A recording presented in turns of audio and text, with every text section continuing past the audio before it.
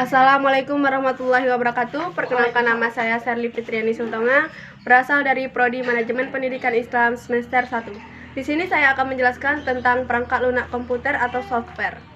Perangkat lunak atau software adalah sekumpulan data elektronik yang tersimpan dan dikendalikan oleh perangkat komputer. Perangkat lunak juga disebut sebagai bagian sistem dalam komputer yang tidak memiliki wujud fisik yang diinstal dalam sebuah komputer atau laptop agar bisa dioperasikan.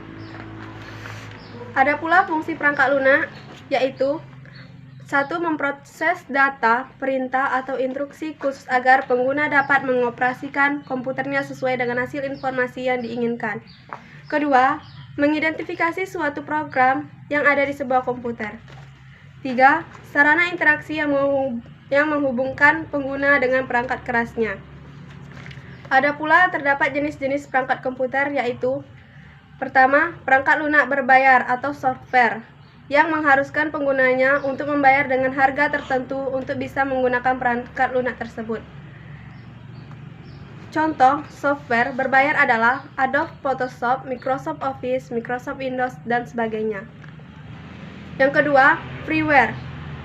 Perangkat lunak ini gratis dan dapat digunakan tanpa batas waktu tertentu. Contoh software freeware adalah Google Chrome, Mozilla, Firefox, dan sebagainya.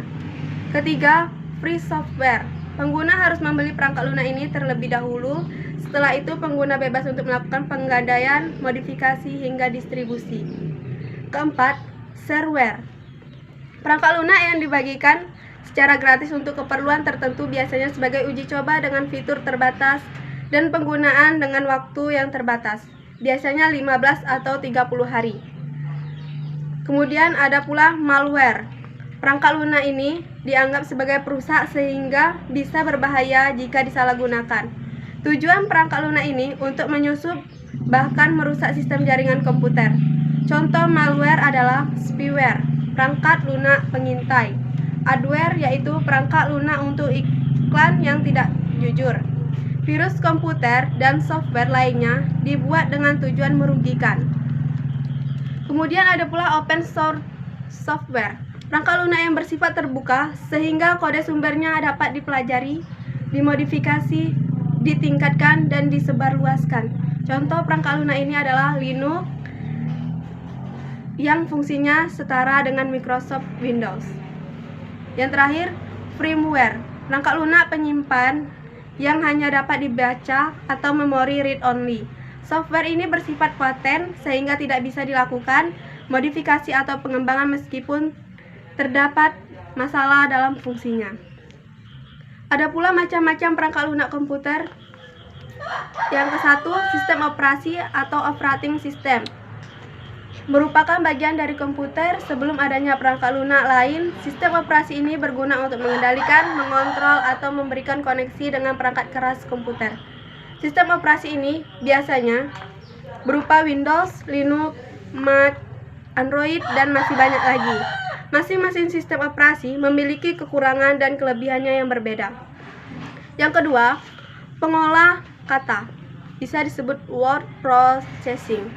Perangkat lunak ini berhubungan dengan pembuatan dokumen, penyuntingan, dan penyusunan dokumen. Perangkat lunak ini berupa Microsoft Word, OpenOffice Writer, LibreOffice, Lotus Word, WordPerfect, dan masih banyak lagi. Yang ketiga, browser. Browser ini akan sangat membantu pengguna menjelajahi atau mengakses informasi melalui internet. Perangkat lunak browser ini berupa Mozilla, Chrome, Safari, Internet Explorer, dan Opera. Yang keempat, desain grafis. Fungsi dari perangkat ini adalah untuk komunikasi visual dalam menyampaikan informasi secara interaktif. Perangkat lunak ini berupa Photoshop, Adobe Design, Adobe FrameMaker, Picture Manager, dan masih banyak lagi. Selanjutnya, presentasi. Perangkat ini akan berguna untuk kepentingan sekolah, kuliah, dan perkantoran. Proses penyampaian ide atau gagasan juga menjadi lebih menarik dan interaktif. Pengguna juga bisa menambahkan objek seperti gambar, video, dan suatu pada presentasinya. Perangkat ini seperti Microsoft PowerPoint, Office, Impress, ke Presenter, dan masih banyak lagi. Kemudian ada pula pengolah gambar. Berhubungan dengan desain grafis, pengguna bisa membuat, mengolah, dan melakukan penyuntingan pada gambar. Peluang ini bisa mendatangkan banyak peluang bisnis jika bisa memanfaatkan dengan maksimal. Perangkat ini adalah CorelDRAW, Adobe Photoshop, Adobe Illustrator, dan masih banyak lagi. Ada pula jaringan komputer. Perangkat lunak jaringan komputer dirancang untuk membantu perangkat keras menjalankan fungsinya lebih baik. Perangkat ini dikembangkan untuk mengelola, mengawasi, dan melakukan pemeliharaan jaringan komputer. Perangkat ini biasanya digunakan di kantor, sekolah, dan perguruan tinggi. Perangkat lunak ini berupa Microsoft Network, Monitor, Angry IP Scanner, OpenNMS, dan masih banyak lagi. Dan selanjutnya ada chatting. Perangkat lunak ini digunakan untuk mendukung aktivitas komunikasi antara satu pengguna dan pengguna lainnya. Fungsi utamanya hampir sama dengan perangkat lunak pada ponsel. Perangkat lunak ini berupa Yahoo, Messenger, Facebook, Line, WhatsApp, dan masih banyak lagi. Yang ke-9, pengolah angka. Perangkat ini akan memudahkan pembuatan tabel pengolahan data grafik, perhitungan, dan menyimpan data angka.